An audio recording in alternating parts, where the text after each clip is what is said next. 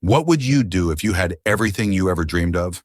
A penthouse overlooking the city, a portfolio that could buy a small country, and the freedom to do anything, be anywhere, at any time. For Caleb Sterling, this was his reality. But what happens when the ghost of a past you deliberately buried returns? What happens when you go looking for a memory only to be confronted by a reality so staggering it shatters the very foundation of your perfect world?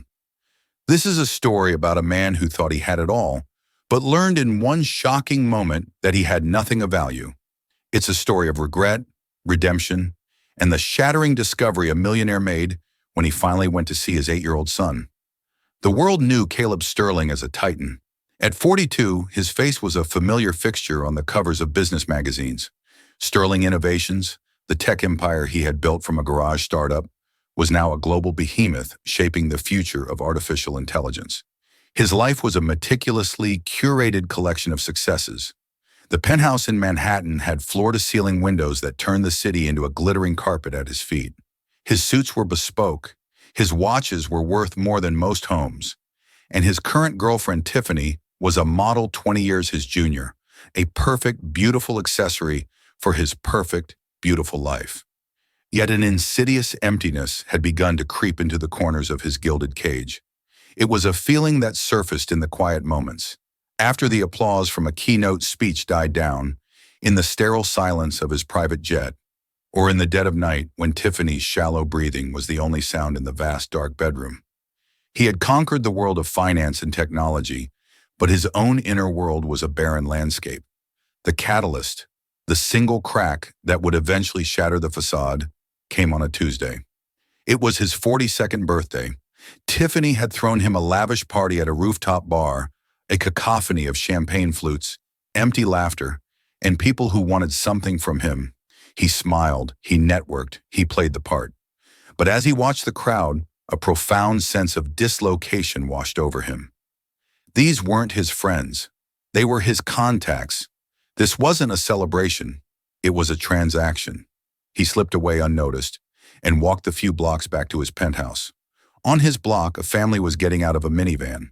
The father, a man in a rumpled shirt, swung a little girl into his arms while a young boy, probably 7 or 8, tugged on his other hand, babbling excitedly about a goal he'd scored in soccer. The mother watched them with a smile of such pure, unadulterated love that it physically hurt Caleb to see. In that moment, the wall he had built around his past crumbled. He wasn't thinking of Tiffany, or his company, or his net worth. He was thinking of Isabella Rossi. Her name was a ghost on his lips. She wasn't an accessory. She had been his entire world once. They had met in college. 2 ambitious kids with nothing but dreams. He was the fiery coder, she the brilliant art history student. Their love was a whirlwind of late-night study sessions, cheap pizza, and shared promises whispered in the dark of their tiny, cramped apartment. They were going to conquer the world together, but Caleb's ambition had mutated into a voracious hunger. As his first company started to take off, the promises changed. His world became about funding rounds, shareholder meetings, and ruthless expansion. Isabella's world of art, beauty, and connection seemed to shrink in his rearview mirror. The final, brutal fight was seared into his memory. She had told him she was pregnant. He remembered the look on her face, a mixture of terror and hope, and he remembered his reaction. Cold, clinical, cruel. "A baby," he'd scoffed, the words like poison. "Izzy, look at us. We are on the verge of everything. A child is a boat anchor. It will drag us down, drag me down. I can't do it. I won't." He had told her to take care of it. He hadn't asked what she wanted. He had issued a command. The look of hope in her eyes died, replaced by a horrified disbelief that soon hardened into resolve. She didn't scream or cry, as she just looked at him as if seeing a stranger for the first time. 2 weeks later, she was gone. She'd left a note on the kitchen counter. "You're right, Caleb.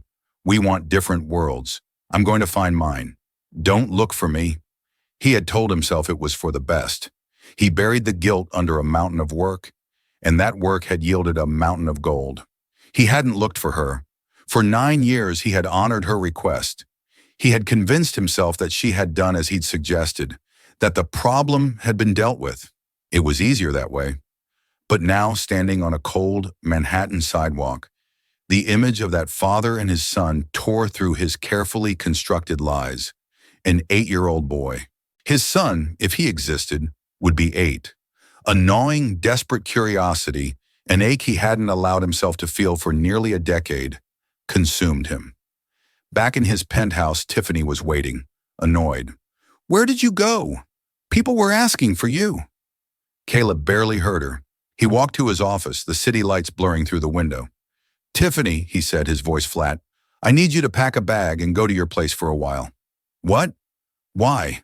Is this because I got the wrong champagne?" "No," he said, turning to face her. For the first time, he saw her not as a beautiful woman, but as a symbol of the emptiness he had chosen. "It's because I have to go and find my son." The silence that followed was heavy and complete. Tiffany's jaw dropped. Before she could form a question, Caleb had already turned to his computer. He was a man who could find anyone, anything. He had resources. He hired the best private investigator in the country, a man named Robert Morrison, a discreet ex-FBI agent. "Find Isabella Rossi," Caleb instructed him over the phone, his voice tight. "She would be around 40. Last known address was our old apartment in Palo Alto 9 years ago. I need a current address. Nothing else? No contact, just an address." 3 days later, an encrypted email arrived. It contained a single address. Isabella Rossi was living in Oak Ridge, a small, forgotten town in central Pennsylvania. The kind of place people leave, not move to, a world away from Manhattan. Caleb stared at the address on his screen. His heart hammered against his ribs. This was it. There was no turning back. He canceled his meetings, told his board he was taking a personal leave, and ignored the dozens of frantic calls from Tiffany. He didn't take the private jet. He walked down to his garage, past the Ferraris and the Aston Martins, and climbed into a nondescript black SUV. He drove himself. He needed the long, lonely hours on the road to confront the man he had become and to prepare for the man he was about to meet, the boy who was his son. The 12-hour drive was a journey through time. As the skyscrapers of New York bled into the suburbs of New Jersey, then into the rolling hills and Rust Belt towns of Pennsylvania, Caleb felt as if he were driving backwards through his own life. The sleek, polished veneer of his present was being stripped away with every mile marker, revealing the raw, uncertain foundations of his past.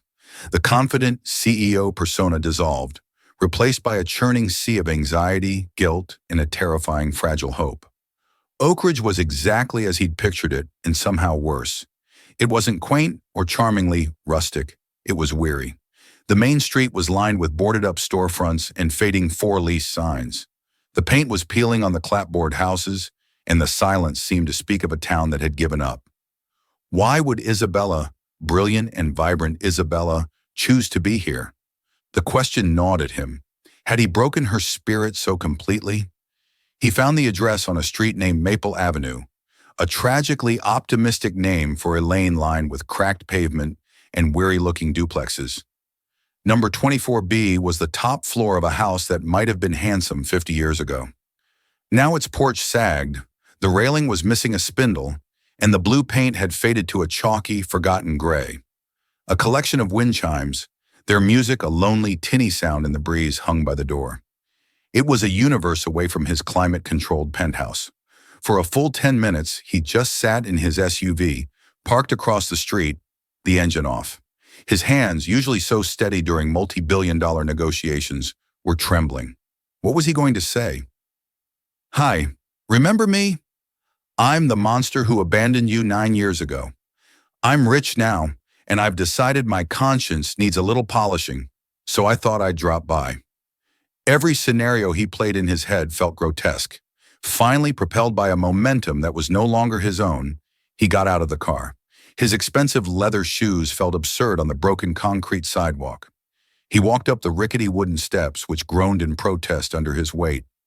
He stood before the door to 24B, his heart a frantic drum against his ribs. He raised a hand to knock, then let it fall. He did this twice. On the third try, he forced his knuckles to connect with the wood. The sound was shockingly loud in the quiet afternoon. He heard footsteps inside, slow and measured. Then the click of a lock. The door opened a few inches, held by a brass security chain. And there she was. Time had changed Isabella, but it hadn't diminished her. Her dark, curly hair was pulled back in a simple ponytail, and fine lines crinkled around her eyes. Eyes that were just as intelligent and piercing as he remembered.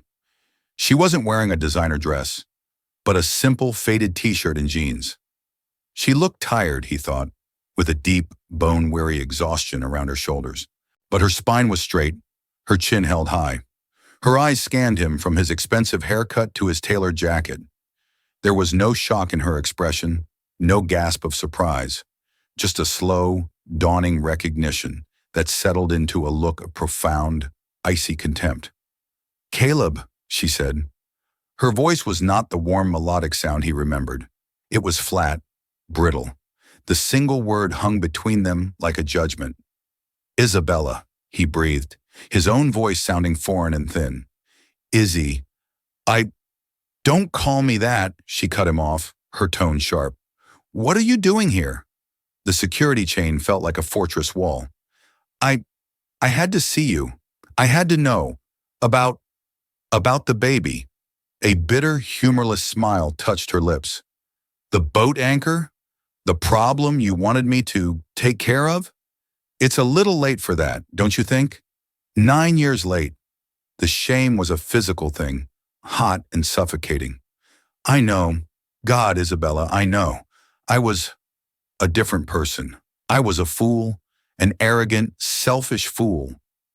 "Yes," she said, the single word a confirmation, not an absolution. "You were. Now why are you here?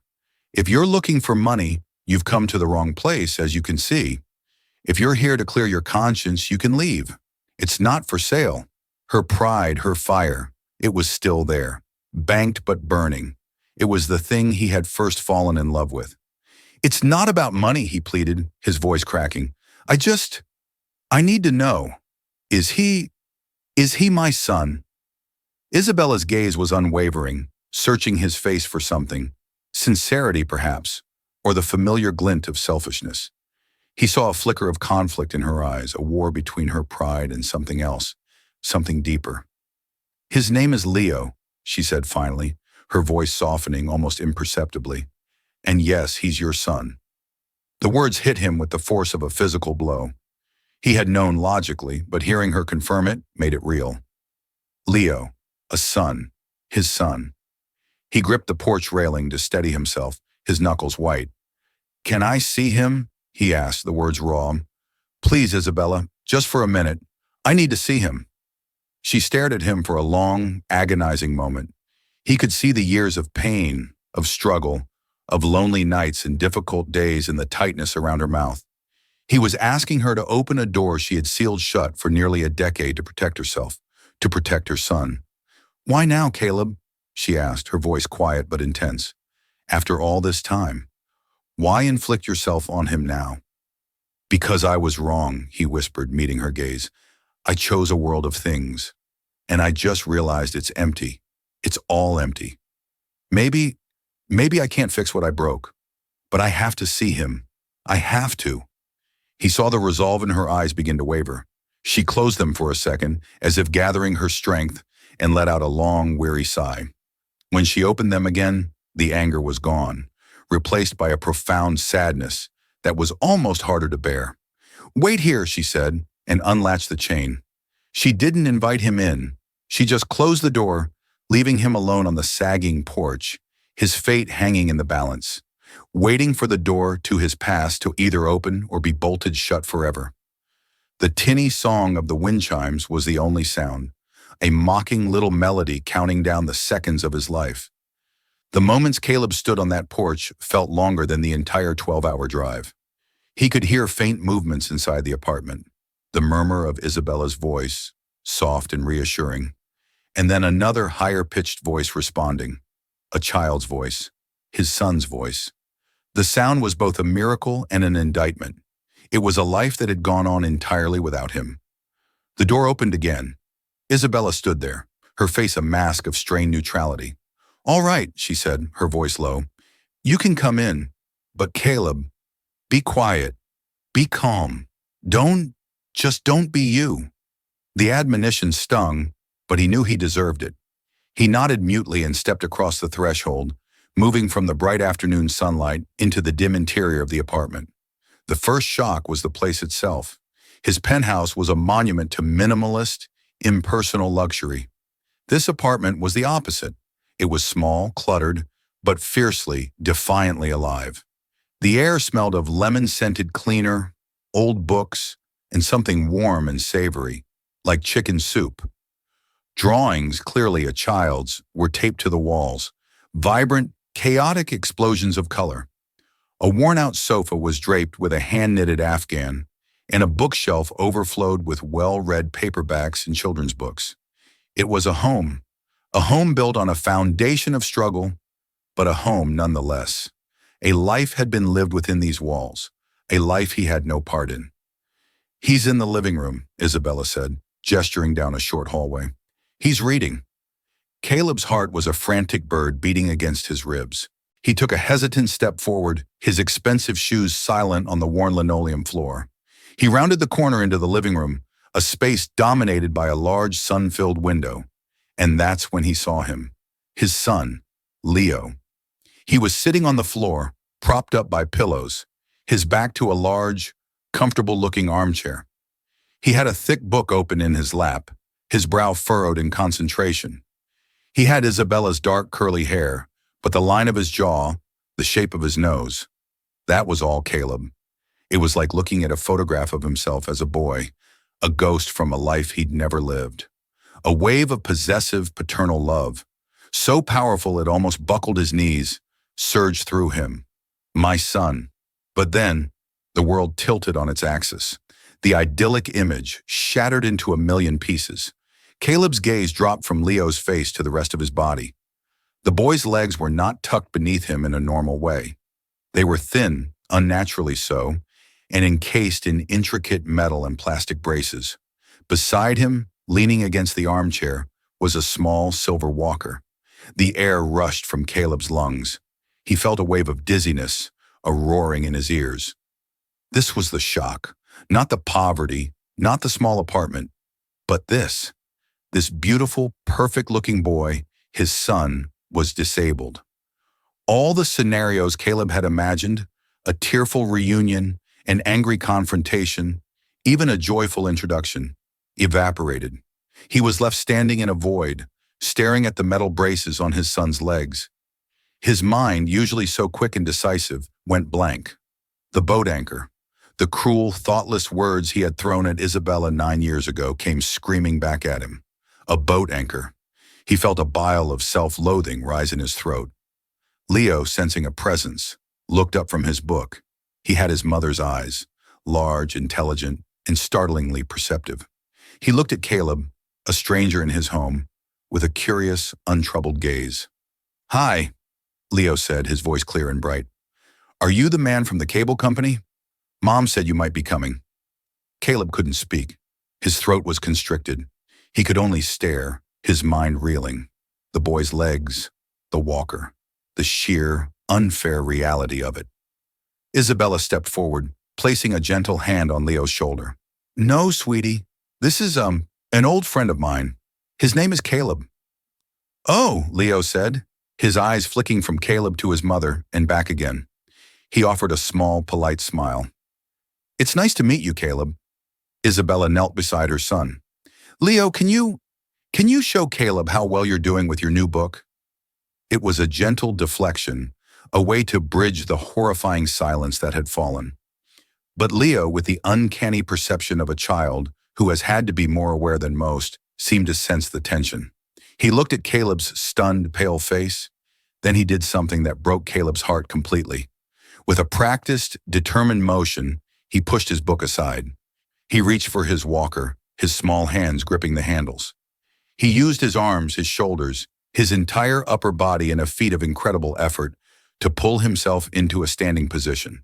His legs, supported by the braces, trembled with the strain. He stood there, unsteady but upright, leaning heavily on the walker.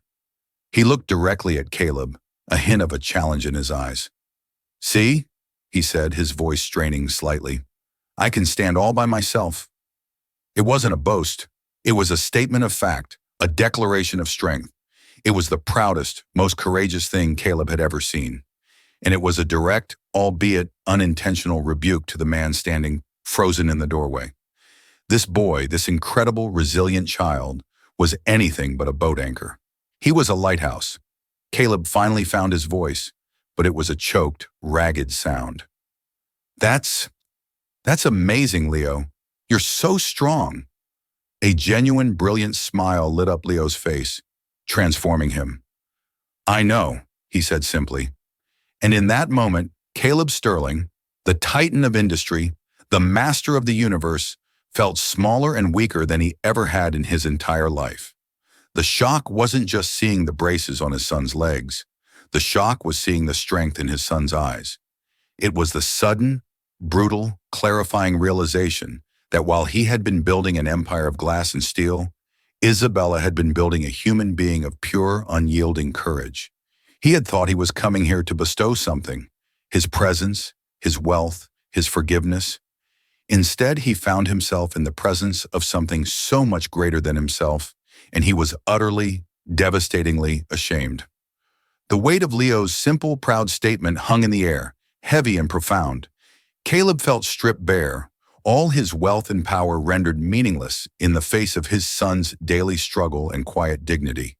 He was a stranger here, an intruder in a world of incredible fortitude he couldn't begin to comprehend. Isabella, ever attuned to her son, saw the flicker of exhaustion in him. Okay, champ, she said softly, helping Leo settle back down to his pillows on the floor. That was great. How about a snack? I think there's a pudding cup in the fridge with your name on it. Leo's eyes lit up. Chocolate? Is there any other kind? She laughed, ruffling his hair. She stood and turned to Caleb, her expression hardening again, the brief moment of maternal softness vanishing. The kitchen, she said, her voice a low command. She walked past him, expecting him to follow. He cast one last, agonized look at Leo, who was already lost in his book again, and followed her into the small, clean kitchen. She didn't offer him a seat at the small wooden table. She stood by the counter, her arms crossed, a silent sentinel guarding the fortress of her life. Well, she said, her voice dangerously quiet. You've seen him. You've had your shock. Are you happy now? Is your curiosity satisfied? Isabella, Caleb began, his voice hoarse. What? What happened? A bitter laugh escaped her lips. What happened? Life happened, Caleb. The life I had to live alone because you were too busy building your empire. The life you ran away from. The braces. He trailed off, unable to form the question properly. Her eyes flashed with a 9-year-old anger, fresh as the day it was born. It's cerebral palsy, she said, the words sharp and clinical. There were complications during the birth, a lack of oxygen. It was a long, difficult labor. He was premature. She paused and her gaze bore into him, filled with a righteous fury. Things might have been different, the doctor said, with a different hospital, better neonatal care, more specialists, the kind of things a person with money can afford. But I was alone, on Medicaid, in a county hospital. They did their best. It wasn't enough. Each word was a hammer blow to Caleb's soul. He could physically feel the blood draining from his face.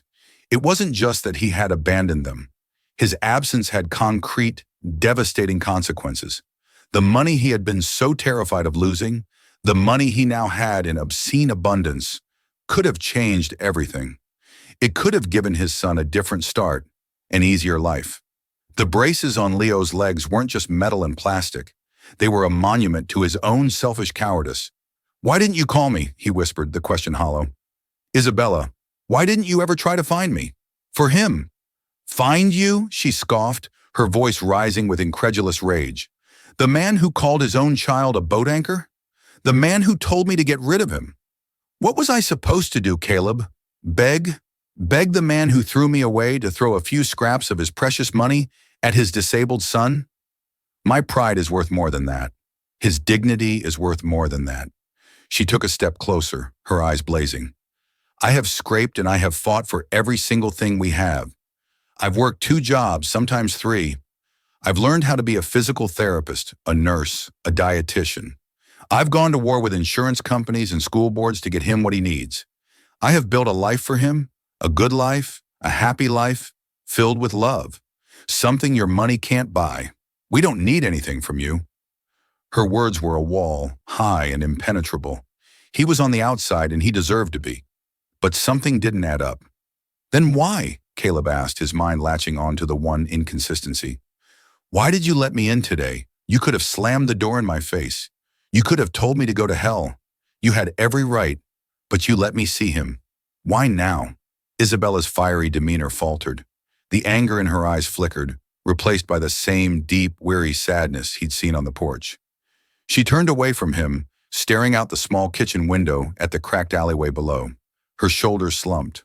For the first time, he saw not just the warrior, but the exhausted soldier beneath the armor. "Because I'm out of options," she said, her voice barely a whisper. The fight was gone, replaced by a raw, painful vulnerability. "Because my pride, for the first time, is not enough." She turned back to face him, and he saw that her eyes were glistening with unshed tears. "There's a surgery," she said, her voice thick with emotion. "A new procedure. Selective dorsal rhizotomy. It's not a cure. Nothing is a cure. But it could permanently reduce the spasticity in his legs.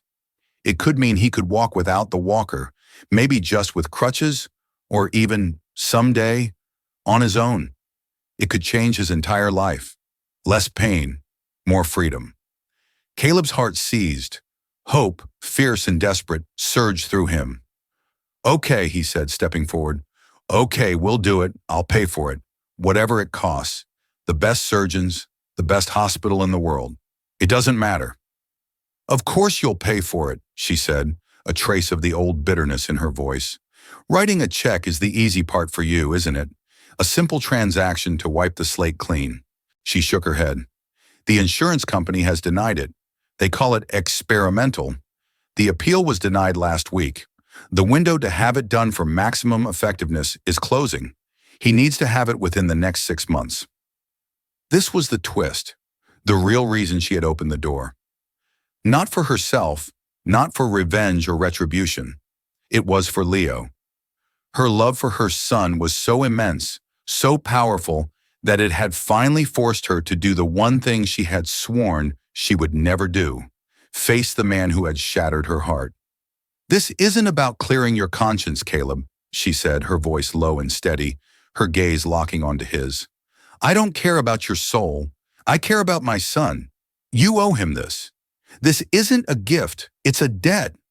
An unspoken debt you have been accumulating for 9 years, with interest." Caleb stood there, the full weight of her words, of his past crashing down on him. He had come here with a vague notion of making amends, of inserting himself back into a life he'd discarded. He had expected anger, maybe tears, maybe even a demand for money. He had not expected this. He had not expected to be confronted with the precise, quantifiable cost of his abandonment, and to be handed a bill so profound it could never truly be paid off with money alone. He owed his son a chance at a different life, a chance he had stolen from him at birth. And Isabella wasn't asking him to be a father. She was telling him to pay up. "I'll do it," he said, his voice firm with a newfound purpose. "Whatever it takes, I will pay this debt." Isabella just nodded, her face grim. "Good," she said, "because his first consultation with the specialist is in Philadelphia, on Friday." The days that followed were a surreal ballet of awkwardness and tension. Caleb did not return to New York.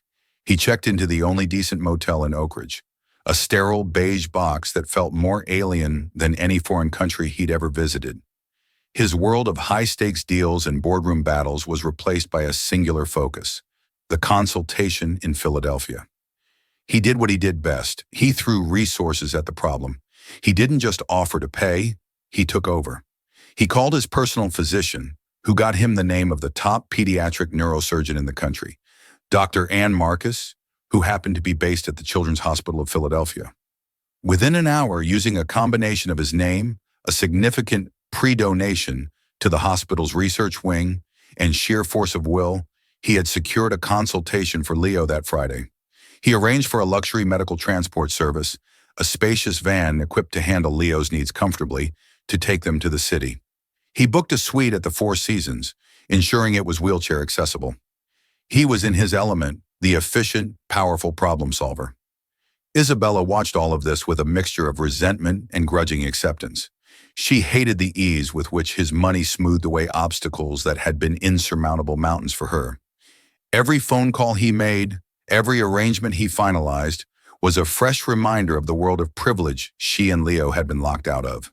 "You don't have to do all this," she said stiffly, as he explained the travel arrangements. "I can drive us. We can stay with my cousin."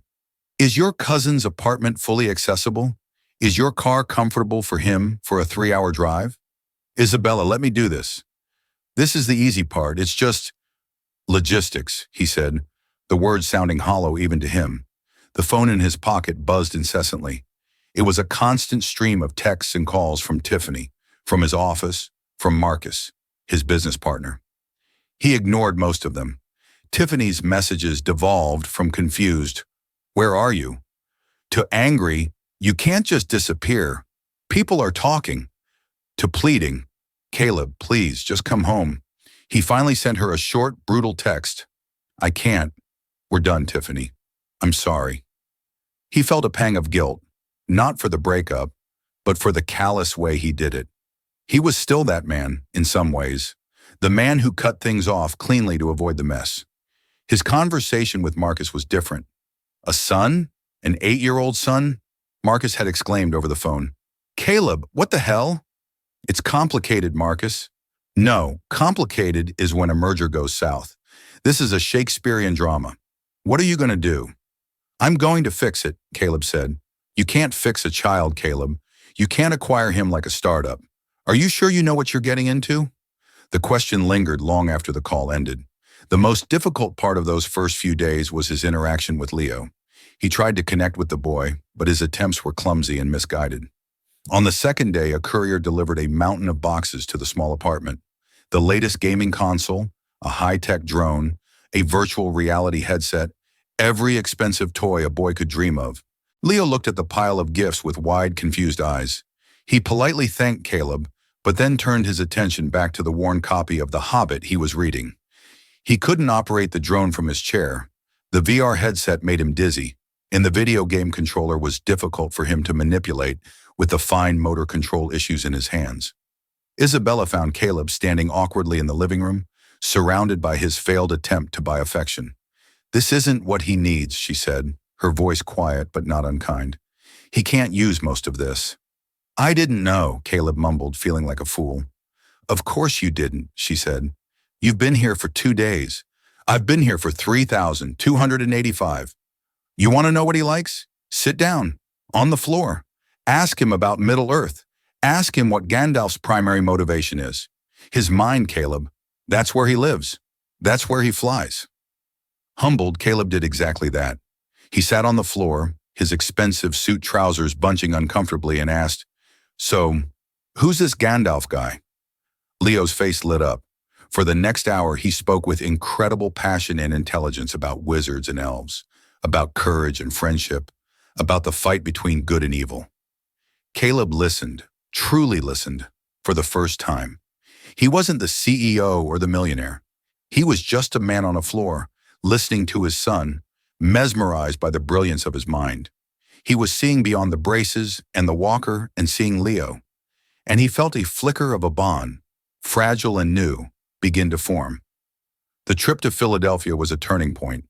In the spacious medical van, Leo was comfortable and excited, looking out the window at the passing landscape. Isabella sat stiffly, a buffer between father and son. But during the long drive, the silence began to thaw. Leo asked Caleb about New York, about the tall buildings. Caleb, instead of talking about his penthouse or his company, found himself describing Central Park, the dinosaur exhibit at the Museum of Natural History. Places a boy might want to see. At the hospital, Caleb's power was once again on display. They were whisked past the waiting rooms into a private consultation suite. Dr. Marcus was a warm, no-nonsense woman who spoke directly to Leo, explaining everything in terms he could understand. She examined him, reviewed his MRIs, and watched him walk with his walker. Caleb and Isabella stood together, watching the examination. For the first time, they weren't adversaries. They were just two parents, united in their hope and fear for their child. After the examination, Dr. Marcus sat them down. "Leo is an excellent candidate for the surgery," she said, her expression optimistic. "His muscle tone, his cognitive function, his motivation, it's all there.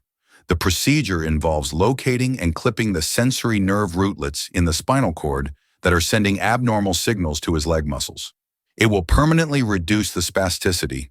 It's a major surgery, and the recovery involves months, even years, of intensive physical therapy.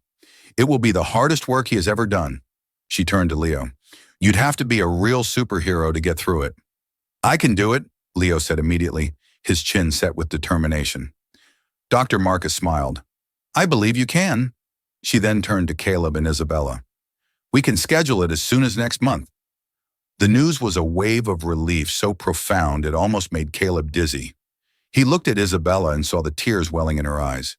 Not tears of sadness, but of overwhelming hope. Without thinking, he reached out and placed his hand over hers where it rested on the arm of her chair. She didn't pull away. For a fleeting second, they were a team. On the drive back from Philadelphia, the atmosphere had changed. The tension had eased, replaced by a shared sense of purpose. Leo, exhausted but happy, fell asleep, his head leaning against his mother's shoulder. Caleb looked at them in the rear-view mirror. Isabella was stroking her son's hair, her face soft with love. He saw the woman he had first fallen for, the woman of strength and compassion he had so carelessly thrown away. The road to redemption was not about writing a check. It was this. It was sitting in a car, driving his son home. It was about showing up. He had paid the first installment on his debt, but he knew with absolute certainty that the real payment was just beginning. It would be a payment made not in dollars, but in time, in presence, and in a love he would have to work every single day to earn. The month leading up to the surgery was a period of profound transformation for Caleb. He made a decision that shocked his board, his business partner, and what was left of his social circle. He didn't just stay in Pennsylvania, he moved there. He rented a large modern house in a newer development just outside Oak Ridge. It was a far cry from his Manhattan penthouse, but it was spacious, comfortable, and most importantly, fully accessible. He told Isabella his reasoning was practical. "The recovery will be intense," he'd said, avoiding her gaze. "You'll need more space, a proper therapy room, a yard he can eventually use. The motel is no place for me, and your apartment, it's not practical for what's coming." Isabella was deeply suspicious. "You can't just buy your way into our lives, Caleb. A house doesn't change anything." "I know," he'd replied, his voice sincere. "This isn't for me. It's for him. Think of it as a pre-op and recovery facility. You and Leo will be my guests. No strings attached. When he's better, if you want to leave, you leave." After a week of stubborn refusal, the sheer logic of his offer wore her down. Her small apartment was on the second floor. Carrying a post-operative child up and down those stairs would be impossible. Reluctantly, she agreed. Moving them in was an exercise in contrast. Isabella's life fit into a handful of cardboard boxes filled with worn books, mismatched dishes, and Leo's treasured drawings. Caleb's new house was furnished in a day by an interior design firm, all clean lines and muted colors, beautiful but sterile. The first thing Isabella did was take Leo's vibrant, colorful drawings and tape them all over the pristine, beige walls of the living room. For the first time, the house felt like it could become a home. Caleb began a new routine. He worked remotely for a few hours in the morning, his calls to Marcus now focused on delegating his responsibilities. "Keep the ship sailing, Marcus," he'd say. "I have something more important here." The rest of his day was devoted to Leo. He learned. He set aside his pride and became a student. He learned the complex routine of stretching exercises Isabella did with Leo every morning and evening to combat the stiffness in his muscles. At first, his hands were clumsy and uncertain, and Leo would wince. "Gently, Caleb," Isabella would instruct, her voice patient but firm. "You can't force it. You have to listen to his body. He learned to cook meals that were low in inflammation and high in nutrients, following the diet Isabella had meticulously researched. He, a man used to Michelin star chefs, found himself poring over recipes for turkey meatballs and sweet potato mash, finding a quiet satisfaction in nourishing his son. Most importantly, he learned to play. He discovered that Leo was a master strategist at chess, his mind always 3 moves ahead. Caleb, a man who prided himself on his strategic thinking, was beaten soundly and repeatedly. He took the losses with a grin, amazed by his son's intellect. They built entire worlds out of Legos on a large table, creating intricate castles and spaceships. In these moments, the walker and the braces faded into the background. They were just a father and a son, lost in a world of imagination. The awkwardness between him and Isabella slowly began to soften, replaced by a fragile truce. They were co-parents, partners in a shared, vital mission. They fell into a comfortable rhythm of shared chores and responsibilities. He would see her late at night, long after Leo was asleep, poring over medical journals about the surgery, her face etched with worry. He'd make her a cup of tea, and they would sit in the quiet kitchen, sometimes talking, sometimes just sharing the silence. He learned her story, the one she had never told him. He learned about the lonely terror of the premature birth, the cold fear of the diagnosis.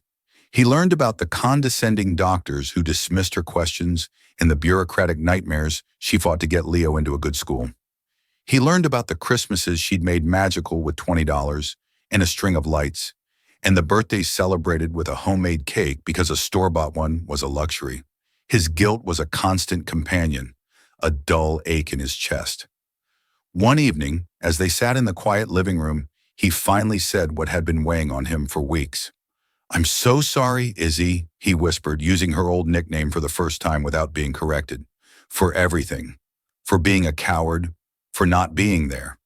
She looked at him for a long time, her expression unreadable in the dim light. "I know you are, Caleb," she said softly. "But sorry doesn't change the past. All we can do is focus on his future." She didn't offer absolution, and he knew he didn't deserve it. But her words weren't filled with anger anymore. They were filled with a pragmatic resolve he found himself deeply admiring. The day before the surgery, a package arrived. It wasn't an expensive toy. Caleb had commissioned a master bookbinder to create a single, beautiful, leather-bound volume. The cover was embossed with a golden tree, and the title read, "The Adventures of Leo the Lionheart." Inside, the pages were blank. He gave it to Leo that evening. "This is for you," he said. "It's a book about your next big adventure. You're the hero, and after your surgery, every day, you can write or draw one thing you did, one step you took, one challenge you beat, and we'll fill this book together." Leo ran his small hands over the smooth leather, his eyes shining. He looked up at Caleb, and for the first time his gaze wasn't just curious or friendly. It was filled with genuine affection. "For me and you?" he asked. "For me and you," Caleb confirmed, his voice thick with emotion. "And your mom, of course. We're a team." Leo beamed, a brilliant, beautiful smile. He wrapped his arms around Caleb's neck and gave him a hug, a tight, fierce embrace. It was the first time his son had initiated physical affection. Caleb held him, closing his eyes, breathing in the simple scent of his child. In that moment, surrounded by the sterile perfection of a house he had rented, holding the son he had abandoned, Caleb Sterling finally felt rich. This connection, this fragile, hard-won bond, was worth more than his entire empire. He was terrified of the surgery, but he was no longer just paying a debt. He was fighting for his son's future, a future he was now, finally, a part of. The day of the surgery arrived under a cold, gray sky, mirroring the anxiety that had settled over the house. The drive to Philadelphia was a silent one, the unspoken fears of the 3 passengers filling the car. Leo, usually a fountain of questions and stories, was quiet, clutching the blank, leather-bound book Caleb had given him as if it were a shield. In the sterile confines of the pre-op room, the gravity of the day became crushingly real. Leo looked impossibly small in the oversized hospital bed. When the anesthesiologist spoke of a long nap, the boy's composure finally crumbled. His eyes, wide with fear, found his mother's. "Mommy, will it hurt?" he whispered, his voice trembling. Isabella's own strength, a fortress for 9 years, began to fail her. Tears welled as she took his small hand. "They'll make sure it doesn't, sweetie. And when you wake up, we'll be right here." She shot a look at Caleb, a desperate plea for reinforcement. Caleb moved instantly, kneeling beside the bed to meet his son's gaze. "Hey, champion," he said, his voice low and steady. "Remember what Dr. Marcus said? This is a job for a superhero. This is your moment to be Leo the Lionheart. And when you wake up, the scary part is over, and our real adventure begins. We have a whole book to fill, remember?" Leo's fearful eyes shifted from his mother to his father. He saw not a newcomer, but an anchor. He gave a small, determined nod. "Okay," he whispered, "Leo the Lionheart." The moment the transport team wheeled him away, Isabella's resolve shattered. A sob broke from her, and she leaned against the wall, her body shaking. Without a word, Caleb wrapped his arms around her, holding her tightly as the weight of 9 years of solitary fear poured out.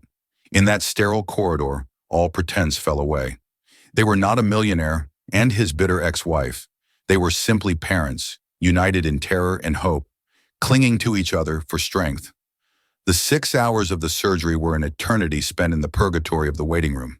They barely spoke, existing in a shared bubble of agonizing suspense. Caleb, a man who had mastered control, felt utterly powerless. He found himself praying, bargaining with the universe, willing to trade his entire fortune for the safety of the boy he had only just begun to know. When Dr. Marcus finally appeared, her face tired but lit by a warm smile, the world started turning again. "He's in recovery," she announced, the words like a benediction. "The surgery was a complete success. He's a rock star." Relief washed over them, so potent it was dizzying.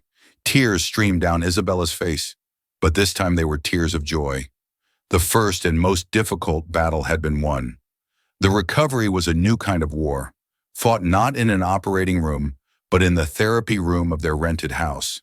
The months that followed were a grueling marathon of pain, frustration, and relentless physical therapy. There were days Leo cried, his small body pushed to its limits, but Caleb was there for every moment. He transformed from a distant financier into a hands-on coach, cheerleader, and father. He turned agonizing stretches into wrestling matches with a tickle monster and transformed repetitive leg lifts into a superhero training academy. He and Isabella worked as a seamless team, a well-oiled machine fueled by love and coffee, their shared goal eclipsing any past grievance. The true breakthrough came 3 months after the surgery. Leo stood between the parallel bars in the therapy room, his face a mask of concentration. Urged on by his parents, he slowly, deliberately lifted his hands from the bars. For 1 second, then 2, then 3, he wobbled, his eyes wide with a mixture of terror and triumph. He was standing, on his own 2 feet, with no walker, no braces, no support. Isabella's gasp was audible, her hands flying to her mouth. Caleb, filming on his phone, let out a triumphant shout that was half laugh, half sob. That night, Leo made the first entry in his book. He drew a shaky but proud stick figure of himself standing tall.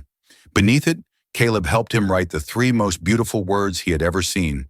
"Today I stood." A year later, the world was different. The rented house was now truly a home, filled with the sounds of life and laughter. In the sun-drenched backyard, Caleb and Isabella stood together, watching the source of that laughter.